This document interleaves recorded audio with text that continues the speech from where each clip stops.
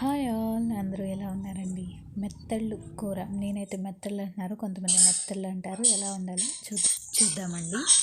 చింతపండు పులుపుతోటి మెత్తళ్ళు కూర ఎలా ప్రిపేర్ చేసుకోవాలో చూద్దాం. దీనికి ఫస్ట్ మనం ఉల్లిపాయలు కట్ చేసుకుని పెట్టుకున్నా, అలాగే ఆయిల్ వేసుకుని బాగా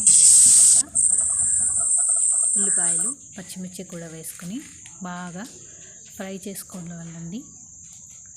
బాగా ఫ్రై చేసుకున్న తర్వాత కొద్దిగా ఉప్పు అలాగే పసుపు కూడా వేసుకుని మనం ఫ్రై చేసుకోవాలి.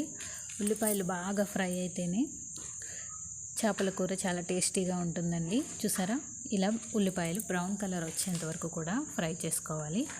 తర్వాత మనం కొద్దిగా పసుపు వేసుకుందాం, అలాగే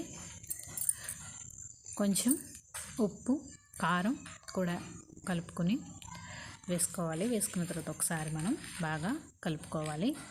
కలిపిన తర్వాత మనం చేసి పెట్టుకున్న మెత్తలు ఉంటాయి, మెత్తలను వేసుకుని ఒకసారి బాగా కలుపుకోవాలి. బాగా కలుపుకున్న తర్వాత మనం వాటర్ని వేసుకోవాలి. వాటర్ వేసుకున్న తర్వాత ఉడికేంత వరకు మూత పెట్టేసుకుందామండి. మూత పెట్టుకుంటే బాగా ఉడుకుతుంది. అలాగే మనం చింతపండు పులుపుతోటి వేస్తాం కదండి, చింతపండు పులుపు కూడా వేసుకుందాం. అలాగే హోమ్ మేడ్ మసాలా కూడా వేసుకుందాం. ఇందులో జీలకర్ర, ధనియాలు, అలాగే గసగసాలు కూడా వేసుకుని చేస్తుందన్నమాట.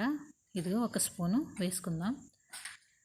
ఇప్పుడు మనం ఒకసారి దాన్ని బాగా కలుపుకోవాలి. మనం స్పూన్ పెట్టకుండా చేతితోటి తిప్పుకోవాలండి. అలాగే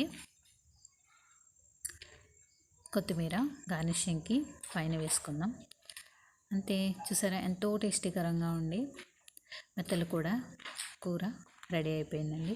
please subscribe to more videos.